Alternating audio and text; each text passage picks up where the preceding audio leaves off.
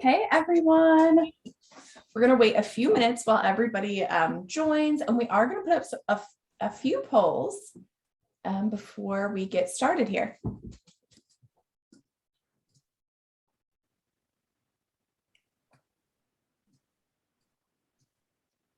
I see some answers coming in.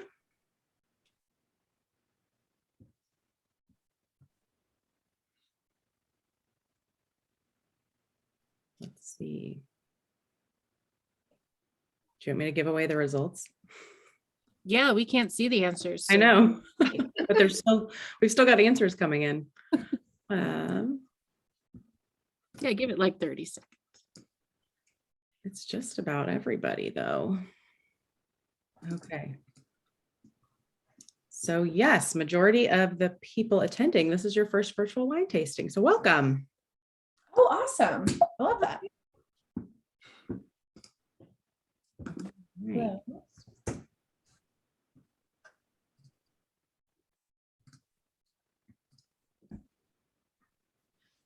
What do you drink the most often? This one's multiple choice, so you don't have to limit yourself to just one.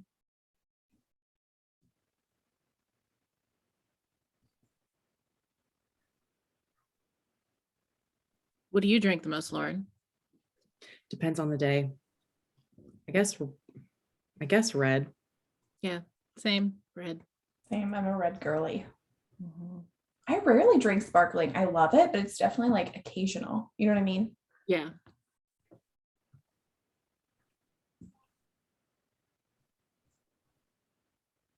Okay, I'm going to end this one. And yeah, primarily red drink. Awesome. We have one more, right? Two more. Oh, okay. Would you consider yourself a wine novice, an expert, or sommelier? Or somewhere in between? Oh, not sommelier. Like, where are we getting that one from? The rest of the question was cut off. It just said or somm on my screen.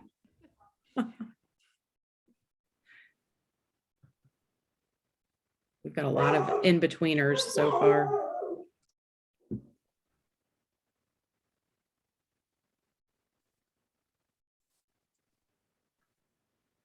Oh, thank you, Lulu. Lulu said she loved our backgrounds. Oh, thank you. The order we're going in, Jack, is sparkling, and then the rosé, and then the red, the cab. In between. Okay. Cool, cool. Yeah, sounds about right.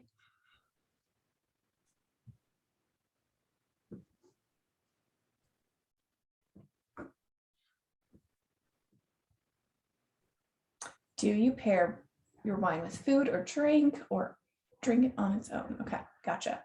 What about you guys? I'm like both. Mostly on its own though, but I do like to pair. I start off pairing and then it continues on its own. I'm mostly on its own. Yeah. I'm like chilling from the couch with a red, like no food. I don't drink very much at all while I eat though. And I eat one thing like on its own, then I go to the next course. I eat all my chicken at the same time, all my veggies at the same time. I don't intermix. Oh, that's interesting. So I think that's why I don't drink wine with my food. Right. Yeah.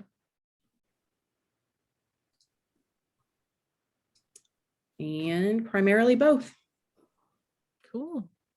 Oh. All right.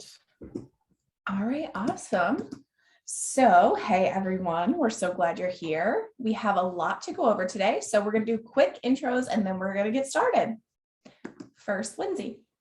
Hi, I'm Lindsay. I am in New York State, and I'm going to tell you my favorite first leaf wine right now is probably the Threaded Tail Cabernet Sauvignon from Lodi. Awesome. I am Lauren. I'm in Kansas City, and my favorite first leaf wine is the Watchful Maker Cab from Washington State. Perfect. So I am Casey. I'm from Cincinnati, Ohio. Who day, guys? Woo-hoo. My favorite first leaf wine right now is our Coquevry Petite Syrah. And if you guys want to share yours in the comment section too, I'm going to be like, ooh, who day? Go Skyline and Bengals. Thank you. I love Skyline. Okay, so yeah, definitely share some of yours over in the comment section, and then we'll go over a little housekeeping. So I think it automatically has you all on mute, but just keep yourself on mute. We'll be taking a few questions throughout the tasting, but post your questions and comments by using the chat. To do so, I think everybody's looks like it's coming up, but just make sure your chat settings allow your post to be seen by both panelists and attendees so we can see and everybody else can see what you're typing in there. So if you have the tasting sheet that was attached to the last email, feel free to use it as a guide through the tasting and take notes, and have your snacks ready as well, because we'll be doing pairings throughout the tasting.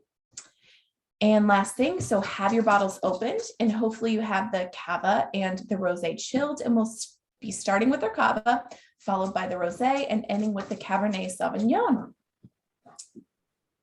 As I said, first one is our Punt Comú Cava Brutes. The serving temperature for this one's going to be around 38 to 45 degrees, so like an ice cold. A little tip Lindsay shared with me the other day. So you can just wrap it in a wet paper towel, stick it in the freezer, and it's going to chill in half the time, like if you forget to put it in there beforehand. And then Lindsay is going to show us how to open the sparkling.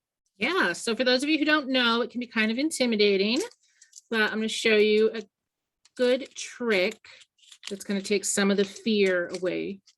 So first you're going to remove the foil, not as sloppily as I just did. You're going to take the little hook here on the cage, bend that down. You're going to untwist it 6 times. And then here's the trick. Don't take the cage off.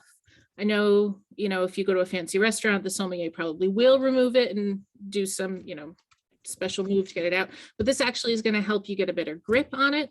And it helps as an added sense of security. If there's a lot of pressure in that bottle, the cage is going to help just hold that cork in there a little bit longer. Then you're going to just gently twist. You shouldn't make a loud pop. You want to do it a little bit quietly. And this one's going to come out really easily. There you go. And that's how you easily open a bottle of Cava. This particular Cava is a blend of Macadeo, Pariata, and Xarello. So I think Lauren's going to now tell us a little bit about how to taste sparkling. Yes. So you'll notice that we aren't using champagne flutes. And in our email to you guys, I think we also clarified you don't necessarily need champagne flutes for this. To go through the tasting process with sparkling, it is actually better to use a traditional wine glass. That way you can take advantage of all the aromas. Also with sparkling, we're not going to swirl. Every time I put a wine glass in my hand, I'm tempted to swirl it, but you don't want to swirl your sparkling because then you're going to lose all those bubbles. So we're going to start by taking a look at it. I've got one of my first leaf card folders here. So we're going to take a look at it, just take a look at the color. This one's kind of a light yellow, light golden straw almost. You see a little bit of bubbles. The Cava and champagne are going to have smaller bubbles than something like a Prosecco. So that's why there's kind of just those little teeny tiny bubbles in there. And then this is 11.5 ABV. So not super huge, but pretty standard for a sparkling. So let's start by smelling. Remember, don't swirl, but stick your nose down in there. See if you can identify any fruit notes first, then start thinking about some floral notes, maybe a little bit of earthy notes. I will say I'm replying to a lot of people in the comments. So if you don't see me with the wine glass in hand, I'm probably typing on here. I'm glad you pointed that out, Lauren, about the bubbles. I think definitely, like if you were here at our winter in Italy tasting, when we tasted the Prosecco, that was a lot bubblier, the bigger bubbles, and a lot more activity in the glass. This one's a lot more mellow. And yeah, those bubbles are super tiny and just kind of bursting gently on the top of the glass in little microburst bubbles. Yeah. So I'm getting maybe some apple or pear, a little bit of like a floral note to there. But let's see, I want to know what everyone else is getting. So we're going to do another poll. Yay. Can you all see that? I don't see anything.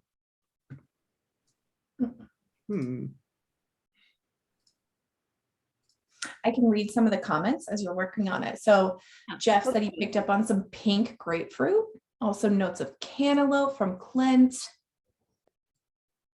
I get both. Yeah. I definitely get the toastiness of this one, like a lot of bread notes to this one. Yeah, so interesting enough, it's made in a similar way as like a champagne would be, where the second fermentation that happens in the bottle, where sugar and yeast are added to the still wine and then corked, creates those magical bubbles, but also that like yeast, that's what smells like bread, yeast, almond brioche. That's kind of where we're getting those, right? Yeah. Okay, there's a couple more answers coming in. Give you 5 more seconds. Okay. So it looks like for the most part, people are getting apple and pear, some citrus blossom, some of that bread yeast. Sounds like a lot of us are on the same page. Yeah. Not a lot of orange, which I agree. Not a lot of orange. I feel like I can get it now that we said it though. Like I tricked myself. New messaging. Yeah. Yeah. Okay, well, let's start tasting. Yeah. That's what we're all here for, right? All right, so give it a little taste. The bubbles are definitely different. It's called bubble finesse, if you will, how the bubbles burst over the surface of your tongue. Prosecco tends to hit towards the back. This one kind of spreads more towards the front. It doesn't shoot straight to the back of my tongue. It's out in the middle there. Yeah. Erica asked the difference between sparkling wine and champagne. Champagne is a sparkling wine. Champagne's a region in France. So only sparkling wines that come from that particular region in France can be labeled, can be classified as champagnes. So that's why you see so many things. A lot of people just use the term champagne for sparkling, but technically it has to actually come from that region to be classified as champagne. Right. Cava comes from Spain. It's Spanish style sparkling. Actually, the term cava, it's called cava because it originated in caves near Catalonia. That's where they first started producing it and storing the barrels and bottles that it was produced in. So they just called it cava after the caves it lived in, which is pretty interesting. What notes are you guys getting? I'm getting still some of that like apple pear realm for the fruits, and then definitely some minerality. Yeah. Yeah. I like the lightness of this one. It's not too overwhelming. I think this is a great brunch sparkling. It's a great get the party started sparkling, like an appetizer sparkling. That minerality is going to pair nicely with lots of different like brunchy foods, fatty foods, things like that. That's how I would drink. All right, what about everyone else? I've got a poll up for you. Can you see that? Yep. Yeah. What notes are you tasting? We've got honeysuckle, citrus blossom, lemon, lime, orange, apricot, apple, pear, bread yeast, and almond brioche.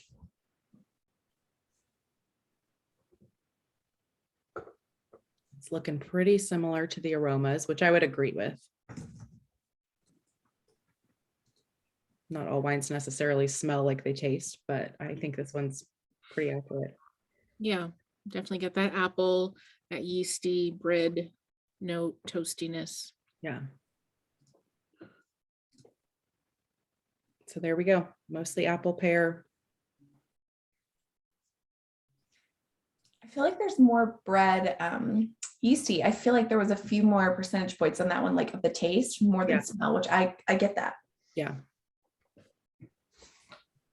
All right. One last taste. All right, well, this one, if you brought all your snacks, we're going to pair this one with potato chips. It's kind of surprising, but sparkling goes really well with potato chips or any sort of really fried food that has a heavier salt and fat point to it. So in order to get a full sense of how the food affects the wine and the wine affects the food, I assume we all know what our potato chips taste like. So we're going to take just a quick sip of the sparkling to start. Kind of get that memory in your tongue, in your mouth. Then you're going to take one of your potato chips and pop that in.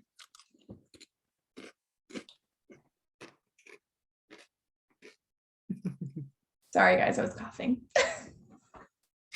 And then take another sip of the sparkling and take note of how does the sparkling change? Does it change?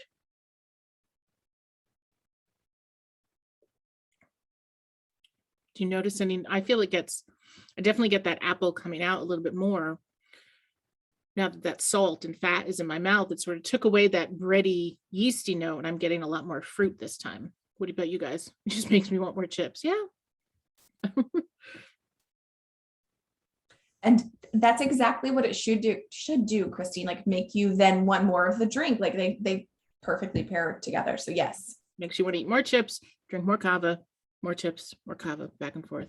It's a surprising pairing, but one that really works. Yeah. Michelle got less minerality with the chips. Yeah. Yeah. And then you'll notice it's sort of like the fattiness from the chip wears away from your tongue. That minerality, that sharpness, that crispness is going to come back. And you'll be like, oh, I want more chips to cut down on that tartness. Yeah, what kind of chips is everyone eating? I have ruffled Lay's, or I guess they're the rigid Lay's. That's all my grocery store had. Yep, I've got store brand. I got the Cape Cod. I've got store brand. They work. So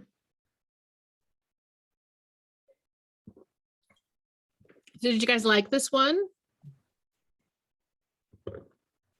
I like the cava. I think it's great.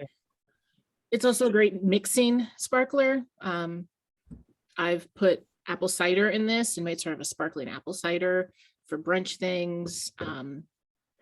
Just it lends itself really great to mixing with other things because it's so sort of mild and that minerality cuts through juices really nicely.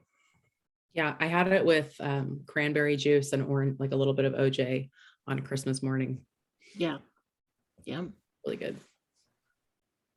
A lot of people like this wine, you guys. A lot of people, which makes me so happy. Yeah. I would agree. Are we ready to move on to the next one? Yeah, I think so. Any final questions in the comments? Yeah. Look like it, but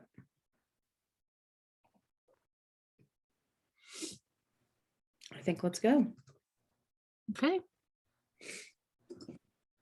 Okay, next one is going to be our Tumbleturn Rosé. If you guys have the bottle, a fun fact we learned the other day is that it's called an ambiogram. So once you turn it upside down, it also says Tumbleturn, which I love. I had no idea until I was told the other day about it. So it is a rosé of Grenache. It's supposed to be 45 to 50 degrees. And I will pass this over to Lauren. Okay, let me pour mine. So yes, this is a rosé of Grenache, as Casey said. Grenache is actually one of the world's most widely planted grapes. Typically requires hot conditions. It's pretty popular in Spain, but also Southern California. So typically Grenache is a fruit forward, kind of spicy red wine, but when you just allow the skin to come in contact with the grapes for just a short period of time, which makes the rosé, it makes it a little more light and fruity versus that spicy red wine. So we're gonna take a look at this. I'm thinking What are you guys thinking? Kind of that classic light salmon color? Definitely. Yeah. Yeah, absolutely. So the Think of- color on the rosés come from the red grapes. So they're made with red grapes. Like we all know, if you've had Grenache itself, it is a red wine, but they remove the skins a little bit into that, a little bit into the process. So it leaves the color there, but it doesn't keep all the tannins and the body that a typical red wine would have. We will get to use, show you guys how to use the stopper in a little bit. There's a lot of questions about that. Yeah. We'll show you. Okay, so this one we are going to swirl. So give it a swirl. That releases the aromas in the wine. So let's give it a swirl. Stick your nose down in there. About swirling, so swirl like you're doing the outside of a circle. I used to do like a little one, and then this swirl, everything, it was just like messy. But once I realized you're swirling like the outside of the circle, it works better.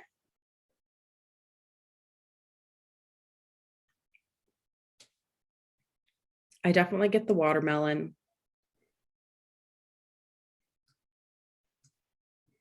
What about you guys? Maybe some of that like candied fruit.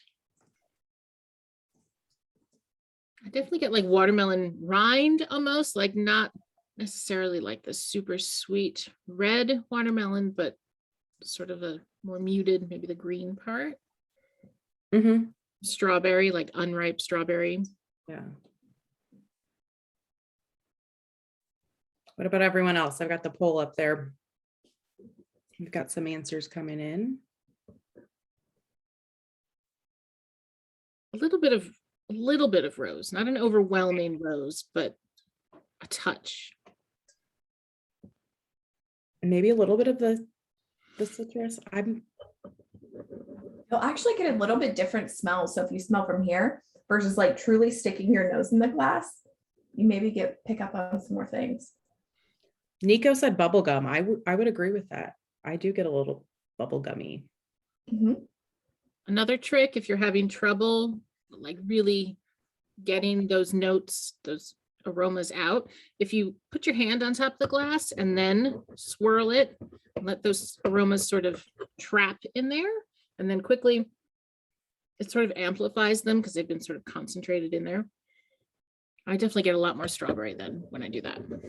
I'm getting the watermelon Jolly Rancher. Yeah. Mm-hmm.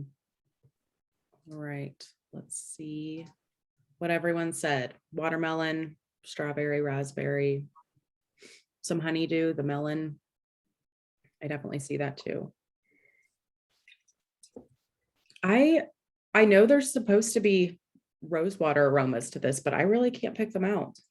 I get like a slight floral, maybe not like an overpowering rose, but there's definitely a touch of floral. Maybe it's jasmine, maybe it's rose. Maybe I don't know what jasmine smells like.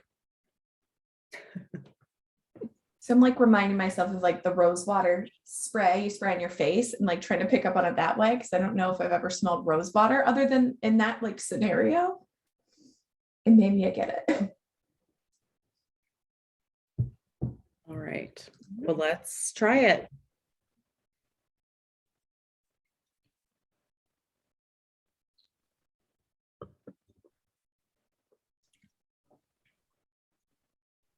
I definitely get that watermelon, strawberry, almost.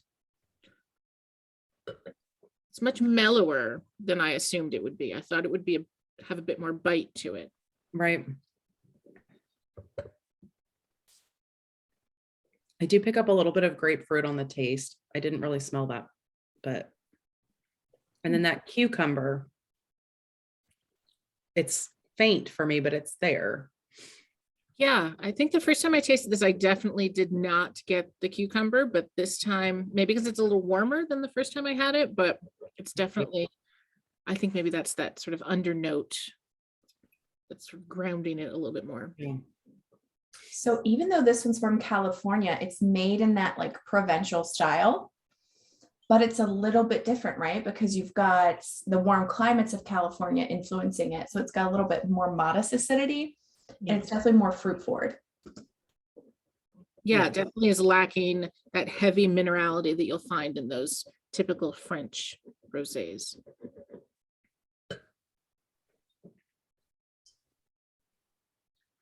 Shirley, are you supposed to swallow or hold it in your mouth? You can kind of swish it around in your mouth a little bit, but then definitely give it a swallow because you kind of get the full effect. Yeah. You'll see like professionals, they do this thing where they take a sip and they sort of like suck in air while they hold it in their mouth, and it sort of really distributes those aromas up through the olfactory portions of your face, and the tasting notes cover your tongue a little bit easier. It's not very attractive, but if you're in the living room and want to give it a shot, go ahead.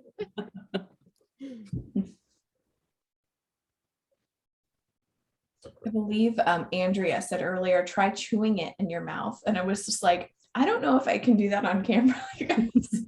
I'm not sure. A couple of people said bitter finish. So it is a drier rosé. And when we do the food pairing, we'll kind of talk about that a little bit and how you can kind of combat that. Yeah. What does everybody think about the acidity? I think it is pretty moderate, but I'll say the first time I tried it, it felt more acidic to me. I agree. And like I said, I think maybe it's because it's warmer for me. I think I tried it too cold, maybe. I mean, you know, what temperature did you say this should be served at, Casey? Like 45 degrees. Mhm. So yeah, I mean, I think mine was like straight out of the fridge the first time, and it probably needed some time to warm up and open up a little bit. That's a good trick when you're trying your wines, when you're drinking your wines. You know, they say take a white wine out of the fridge 15 minutes before you want to drink it, and put a red wine into the fridge 15 minutes before you want to drink it, because we so often keep our reds, our room temperature is a lot warmer than what reds typically want to be drunk at. You know, we keep our houses like between 60 and 70 degrees these days, and that can be just a little too warm for your reds. So if you're keeping them on the counter, in the living room, in the dining room, in a wine rack, that's great, but just stick it in the fridge 15 minutes before and let it kind of chill down a little bit. Oops, getting a little We're overzealous. getting less rose petal rose water in tasting than we did in smelling. I think we're around 40% of like the aromas, Yeah. but at actual tasting, we're more at 28. Yep. And much more cucumber on the taste than the smell. Mhm. Also more grapefruit, I think, on the taste than the smell, and less melon on the taste. I'm a little curious about the celery. Like I thankfully do not taste it, because I'm not sure how I feel about that. Do you guys get that?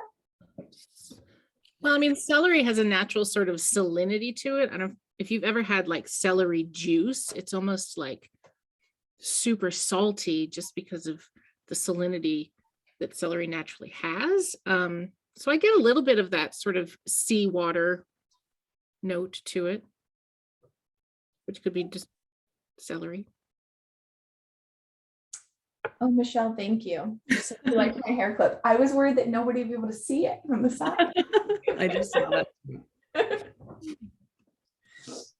All right, well, so this one we're going to try with our strawberry now, and we're going to see, depending on your strawberries, of course, if you had super, you know, it's not necessarily strawberry season where I live.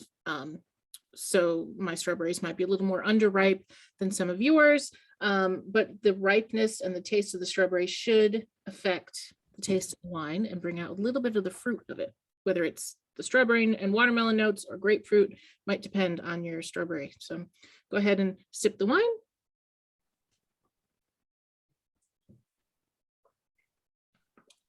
And then pop in the strawberry.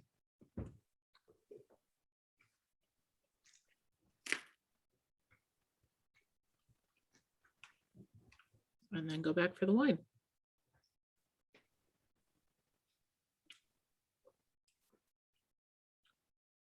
So my strawberry turned out to be very ripe, and it made my wine much more grapefruity that time around. It definitely sharpened it up a little bit. What about anyone else? I feel like I got more of the grapefruit after the strawberry. Yeah. Mine just mellowed out the wine in general. Oh, It tastes almost just a little less bitter. I don't know. So was your strawberry sweet then? Or, some strawberries are more A little tart, bit. more A little sweet. bit more. Yeah. Heather said that potato chips work too. yeah. I think you should try both. Try both with this one. Yeah.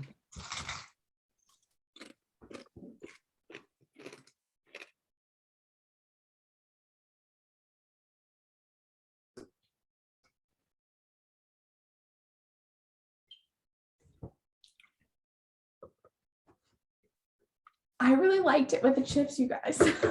I'm not sure if I was supposed to. I think I was supposed to like it with the strawberry more. No, you're not supposed it doesn't, there's no right or wrong. Mhm. But yeah, I don't feel like the chip made it any different than the strawberry though. For me personally. So if your chip is super salty though, it should, in theory, make the wine a little sweeter for you, a little less bitter. Yeah. Yeah, I guess that next sip, it did go back to a sweeter rosé. Yeah, for those who said that it was a little too bitter for them, try it with that salty chip. Yeah. What are you guys seeing? Anything in the comments? Your berries were sweet. Just how it affected the taste for everybody. Yeah. Strawberries are so hard though, like you said. I mean, they're just not a consistent flavor. Right. I mean, we're from all parts of the world. So yeah, our strawberries are all going to taste very different too. And when I went to buy mine, I could have spent $3 or I could have spent $10 on strawberries that looked amazing. So it probably depends on your strawberry quality too. It's true.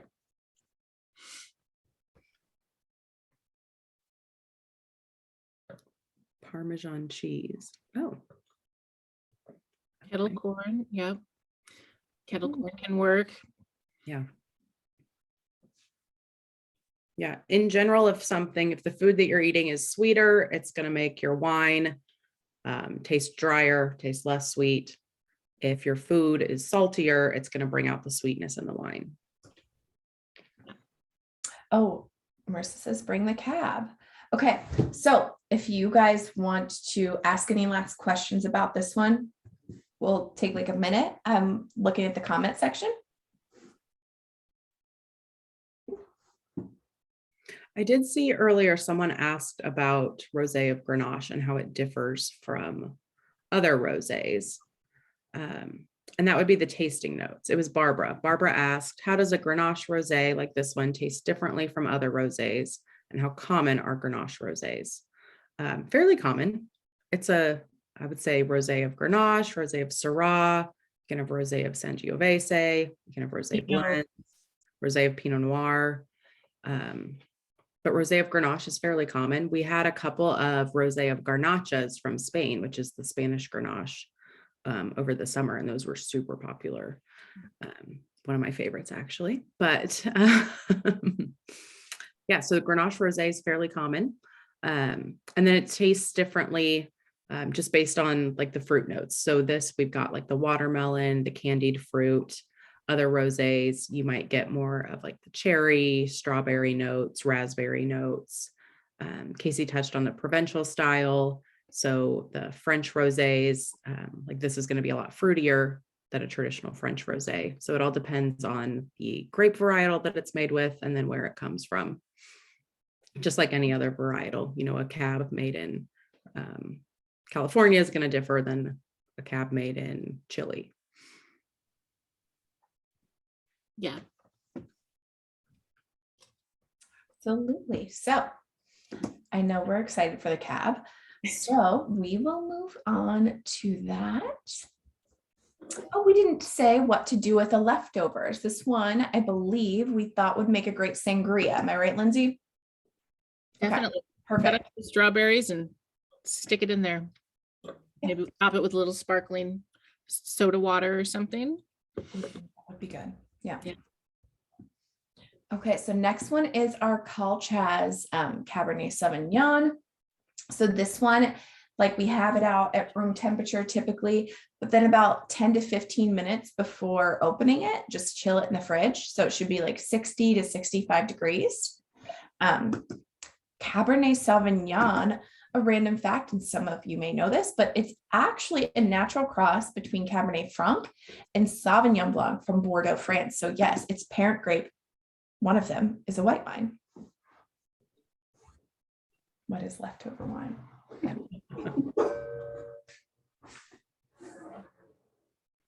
All right. Take a look at this one. I love the label on this one, by the way. I mean, you all have it, but I love the little like gold embossing. Love it. Kissing swans. Yeah, I like it. So yes, let's take a look at this one. What do you think on the color? I really like the color. It's a little, it's got like a purple hue to it for sure. A little bit, yeah. It's definitely a more ruby, deeper burgundy almost color. Yeah. Also going to swirl this one. Check the legs on it. Mm-hmm.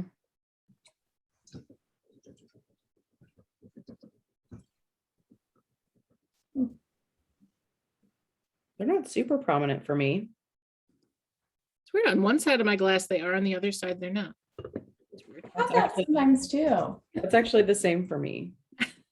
I'm missing them here, but they're. Yeah, they're all over here, but not here. Weird. Yeah, so it's 13.3, so right around average. Yeah. It's not too bad, but I'm seeing them too. The legs are always tricky. You know, you think that indicates high ABV, but then you see them with a semi-lower or moderate ABV wine. So they're like fun to look at, but not always super indicative of what you're gonna get. Yeah. It also could matter, you know, what dish soap you use, or did you get all of the residue out of your glass? Like everything can impact that. True. All right, well, let's swirl and sniff.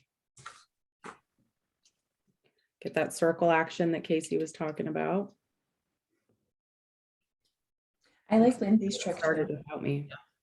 Cover it up. I'm like moving my whole body.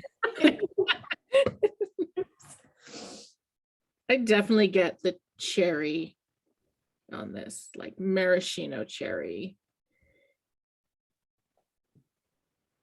I have to say I think our website and the cards that come with this list mulberry and brambleberry maybe, and I have no idea what those smell like. Yeah, I think brambleberry is like those wild blackberries. I know they grow all around my property. They're like a raspberry blackberry cross, that they're kind of a tart, compact little berry. Okay. I don't know what those are called. That kind of berry that has the clusters. Is it cluster berry? Is that maybe what they're called? I'm not gonna lie, I thought mulberry was like a fake made up thing for that song. I also had no idea what it smells like, but I didn't know it was real. I definitely get plum. Yeah, I get the cherry vanilla, like a vanilla cherry Coke. Like what? I'm sure there's a Coke that's cherry vanilla. Christine gets some chocolate along with the cherry. Oh. I'm getting a lot of spice, like even before the fruit. For some reason, I'm not sure why, but I'm like immediately picking up on those baking spices. Same.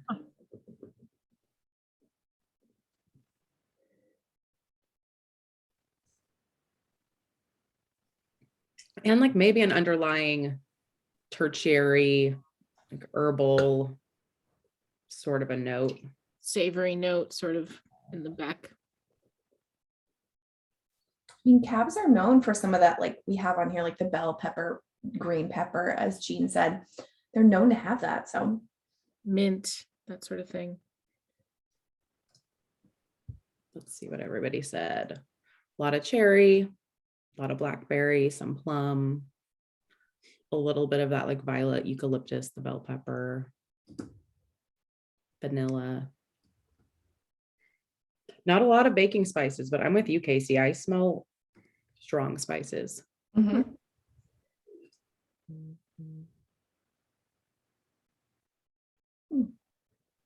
All right, well, let's taste it if you haven't already indulged. Mhm.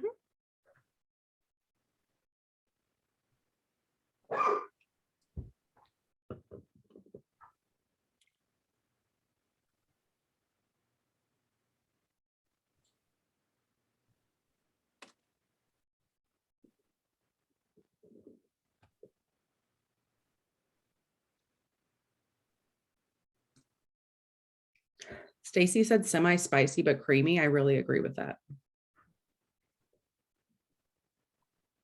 And this is the second or third time I've had this. It's drier to me today.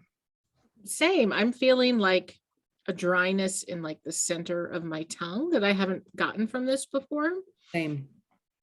which is interesting.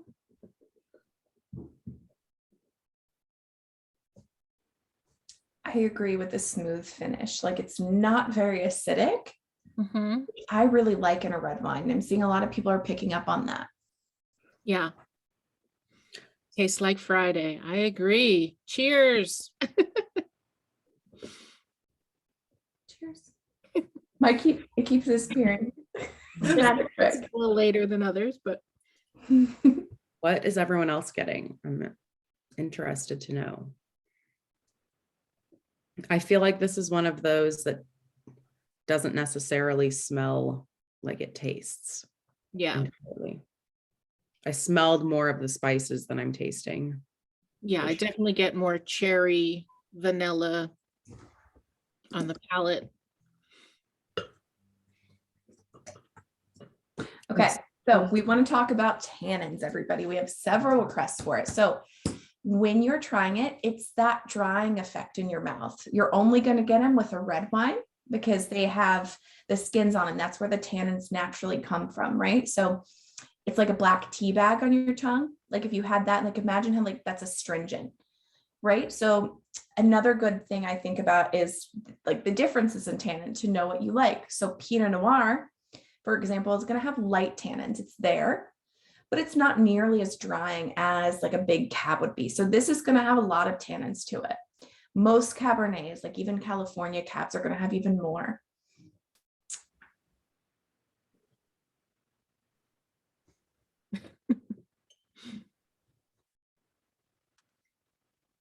So yeah, I mean, we tend to classify this one as a little bit of a sweeter cab on the website.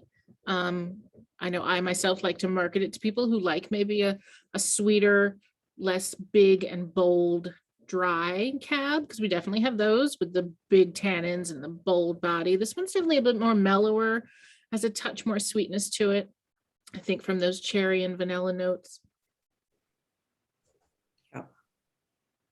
A couple of people said they're getting a little bit of leather at the end. I definitely see that.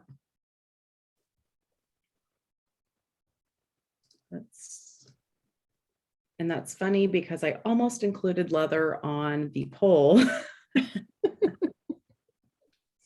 but it lost out to the baking spices. No, I'm getting that leather too.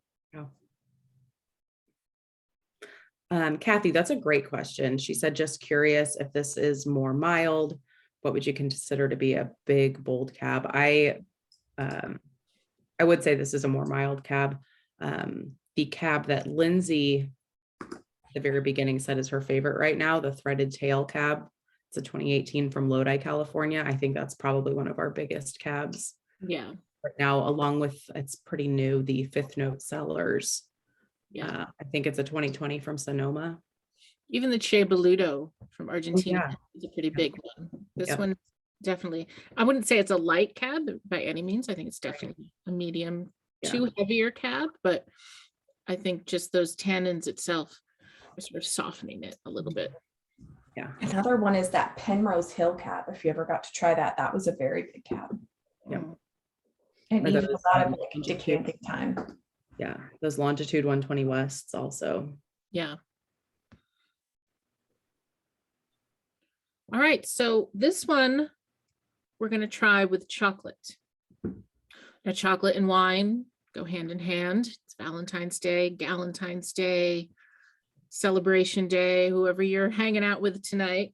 Go ahead and grab yourself a piece of dark chocolate.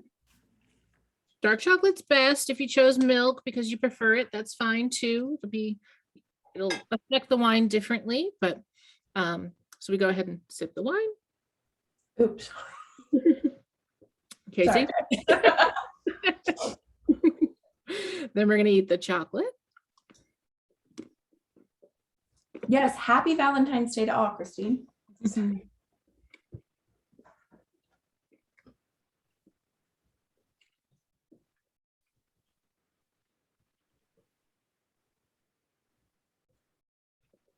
Melinda spotted Lexi. Let's get it out of the way. Here she is, guys. We'll put her back down.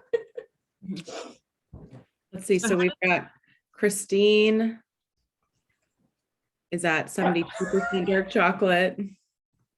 Oh, another Christine, different Christine, 95% dark chocolate. I think it definitely mellows out that cab. It takes away sort of that super fruitiness, makes it a little bit more savory almost. I have I think 75% dark chocolate with raspberry in it.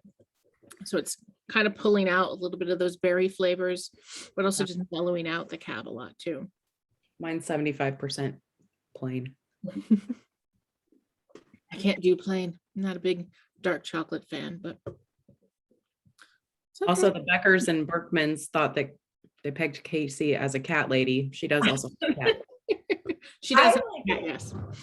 So I don't know if that's a compliment. I'm thinking it's probably not.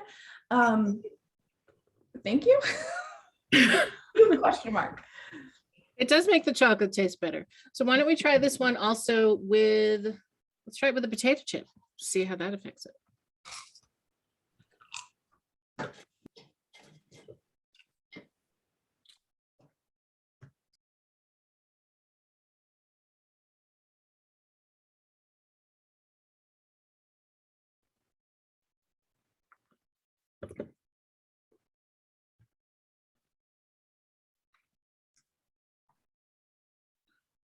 Brings that fruit back, definitely. No, it's not as good with chips, Christina, you're right.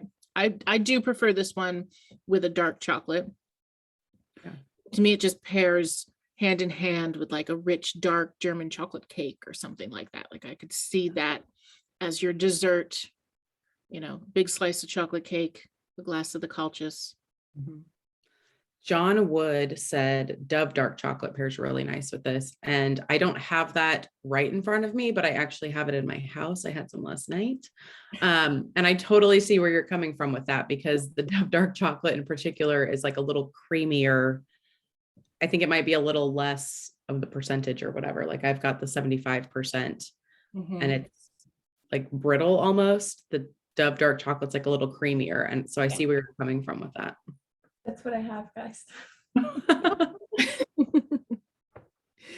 we can even try it with a strawberry. Let's get the full effect here. Let's see. Drop my strawberry.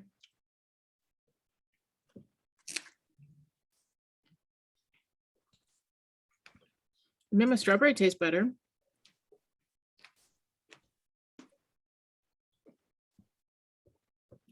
But it kind of just wiped out the wine. Agreed. Now all I taste is strawberry. Yep. It almost brought out the alcohol more.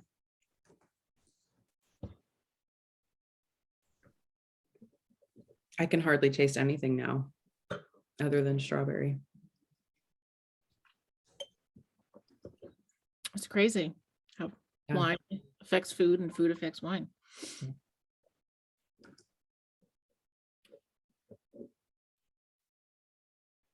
Oh, lots of fun pairings in the comments now.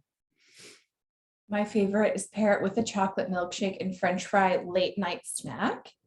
And now, of course, I feel like I have to have that. So. Wendy's run. Yep. Dried figs. Okay. I could see that. Dark cherries. That sounds good. Mm. I was Well, gonna never- do the dark chocolate and caramel with sea salt, but in the end I chose the raspberry. Maybe I chose poorly. Nico wants to go straight to the steak.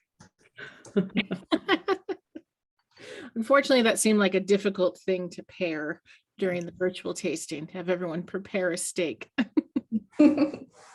What does everyone think of this wine though? Is it a cab that you'd want again?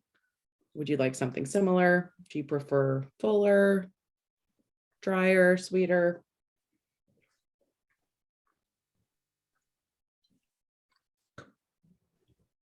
So Jeff said you can get some awesome Merlot from Columbia Valley. I agree with that. I'm loving all of the reds coming out of Washington State right now. Same. Yep. They have just enough of like the extra spice, oakiness. Yeah, I feel like they're not as fruit forward and jammy as the California ones. Yeah.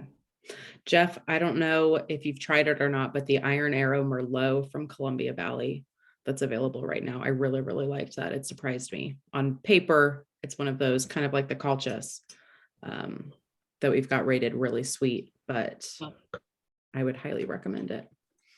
Yes, the Iron Arrow. Yep. And it's like very blueberry, which I like. I'm not always able to pick up the blueberry in a red wine, but it's very nice.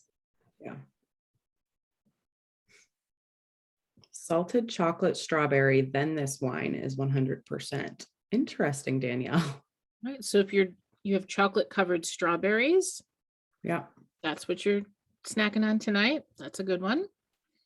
Or maybe for your second bottle.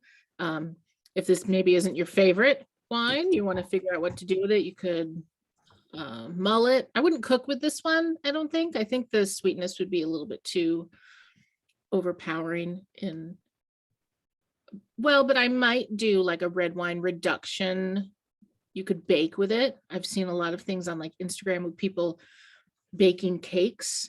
I used to work with a girl at a winery who every week she'd take a different wine and make a cupcake with that wine. I could definitely see this as a chocolate cupcake, Cabernet cupcake sort of wine. Yeah. Never had that. Very interested. Very interested in that. What to do with your leftover cap? Oh yeah. A lot of Lindsay, are you going to show us how to close the sparkling bottle? So if you find yourself with leftover sparkling, you all received one of these fancy, or hopefully you did. If you didn't, reach out to us, let us know. This is a sparkling stopper. It's different than a still stopper. And that's for two reasons. One, because you have this little gasket sort of thing that goes into the top of the bottle. So you're going to push that in. And then on the wings here, there's these little lips where if you see on a still bottle, you're not going to have the outer ring. There's not anything to catch up top. The ring is further down. But on the sparkling, the lip is up here. So you're going to push that in, push it down, and then snap the wings down on. And there you go. And I have actually kept sparkling bottles in the fridge with one of these on for quite a long time. 3 days, 4 days.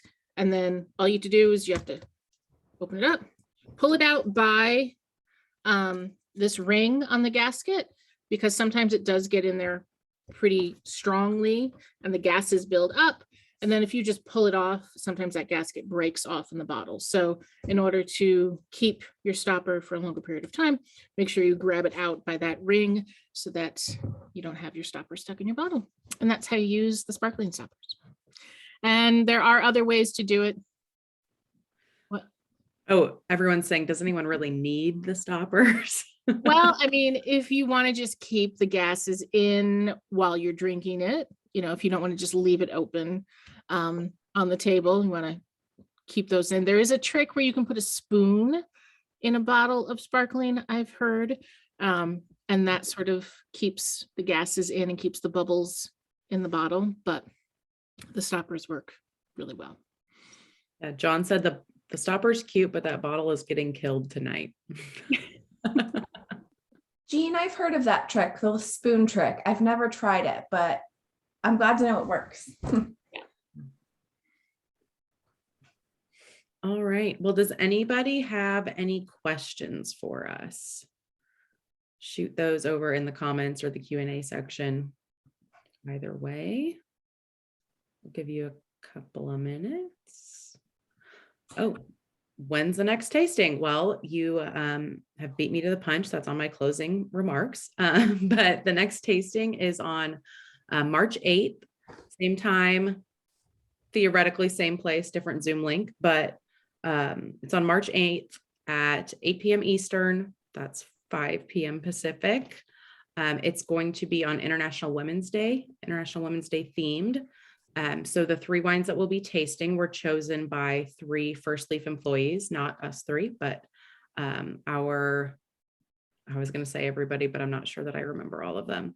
It was chosen by 3 First Leaf employees. It's 3 different reds, and it'll be the same price as this was, $79.98 plus your tax and shipping. But a kind of exciting, fun thing for the March tasting, part of the proceeds, I believe it's $20 actually per order, will go to a nonprofit that empowers women, and you get to pick out of a list of nonprofits to choose from. So very excited for that one. That's already launched. You should have got an email about it a couple of days ago. If you did not, let us know and we can send you the link. We can get that bundle ordered for you. Also, if you're interested in joining any smaller tastings, please look Lindsay and I up. We host smaller tastings from time to time. We've got one in a couple of days, actually. I know some of our attendees for that tasting are actually here tonight. So we're excited to see you again in a couple of days, but Lindsay and I host smaller tastings. So let us know if you're interested in those. You can connect with Lindsay and I by going to our website and then making a wine concierge appointment. You kind of scroll down a bit and it says schedule an appointment. I think it's a schedule an appointment with a wine concierge, and find Lindsay or I. We host those from time to time. We're kind of shooting for at least one a month, kind of like these too. So definitely look us up, or look us up if you need help with your customizing your orders or recommendations for your own little parties, anything like that. I also strongly encourage you to follow us on social media. We're on Instagram and Facebook. Lots of fun posts, helpful informational posts. There's also a Facebook group that we do not run. It's called, correct me if I'm wrong, either of you, First Leaf Wine Club Lovers. I think that's it. First Leaf Wine Club Lovers. Yes. Is the name of the Facebook group, and it's run by a member who's been with us for a long time. I love reading the content in there. It's so much fun. So I would highly encourage you to join that. And then also we're going to have a post-event survey that's going to pop up on your browser right after this. So we would really, really appreciate it if you took that, so we can help. It'll help us make these virtual events better and better for everybody. I will say too, really quick. So on the 21st, one of our great concierges, Erin, will be going live on our Instagram with some wine Q&A. So if you guys want to tune into that, and I know Erin's watching right now in that comment section, so hype her up and definitely tune into that. That'd be awesome. Yeah, definitely. Yeah. Did any questions come in while I was just running through that spiel? I didn't see any. Let me post our wine concierge booking link for you guys really fast, because a couple of people asked where to find us. So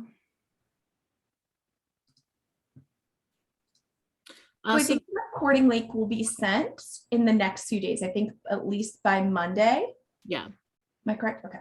Yeah. Monday, I think, is when they're shooting to have it out. Hang on one second. I should have had this prepared. Are you getting your guys's? I was just getting the general link, but I could just post Lindsay and I's, couldn't I? We could just each get our own. Oops. Here. I got yours, Lindsay. Oh, okay. I do too. I was gonna say I'll post Lindsay's. Okay. Mine's taking too long to load. Yeah. Here you go. Yeah, so schedule calls with us. We'd love to hear feedback. If you want us to focus on a specific varietal moving forward, that's kind of what our smaller tastings are. They're more intimate, less seminar style, more you guys get involved, you guys share your insight more on video. So, if there's something you really want to do a deep dive into, let us know. And we can definitely set those up for you. Yeah. Oh, food pairing tips with the wines. Let's see. We kind of went over, the sparkling is going to go really great with your brunches, your smoked salmon, some omelets, moving up into like picnic style foods, fried chicken, potato salad, that sort of thing. The rosé is a great, I think that one's going to go really nicely with some salad, some fruit salad. I know someone in our inner tasting group said she made a berry pie and it went really well with that. And then the Cabernet, my personal go-to with this particular Cabernet is chocolate cake, that sort of thing. But I think it could be nice with maybe like a mole, even like something with a little bit more sweetness, some sort of stewed beef, roasted vegetables, probably. Even, it's kind of like basic, but like a charcuterie board. Yeah. Cheeses, fruits, meats. Yeah, because it's pretty universal. So it's not gonna like overwhelm anything. Salami or sopressata is not gonna overwhelm the cab. Yeah, that's a good idea. Yeah. Oh yeah. How many of you, who are you celebrating with? Christine just said she had a nice little Valentine's night. So I'm curious, who are you celebrating with? Is this a date night? Are you on your own? Got a little party going on? We all know who I'm with. My husband's in the other room, but like. I put my daughter and my husband in the basement so they could stay quiet. So we'll go celebrate with them afterwards. It looks like we've got a lot of date nights, a lot of Valentine's nights. Amy, if you just go to the First Leaf website and scroll down until you see book an appointment with a concierge, you'll see our faces there, and you can schedule with us there. Okay. Sorry, I just shared your link again, Lindsay, because I didn't have your stuff. So you can click that one, Amy. Quickly went by. I know there's lots of. I'm just going to post it a bunch so we can. There we go. Heather said they didn't invite their dog. Rude? Rude? Yeah. I love that, Elaine. Absolutely. Well, happy Valentine's Day to everybody, and I hope you guys have a great weekend. A fun Super Bowl if you're going to watch, or Puppy and Kitty Bowl, as my son is excited for. Yes. These wines will go great with your Super Bowl. That's for sure. Happy anniversary, Bruce. 40-year anniversary. Thank you guys. Yes, go Bengals. But also the Kitty Bowl. I'm like rooting for both. Okay. I've ever seen the Kitty Bowl. I've seen the Puppy Bowl, not the Kitty Bowl. Oh, we watch it every year. Every year. It's like a whole day thing that we watch and then goes on to the Super Bowl. It's just like on TV, like what? Okay. Animal Planet or Discovery. Okay. All right. All right. All right, everybody. Happy Valentine's Day. Bye, guys.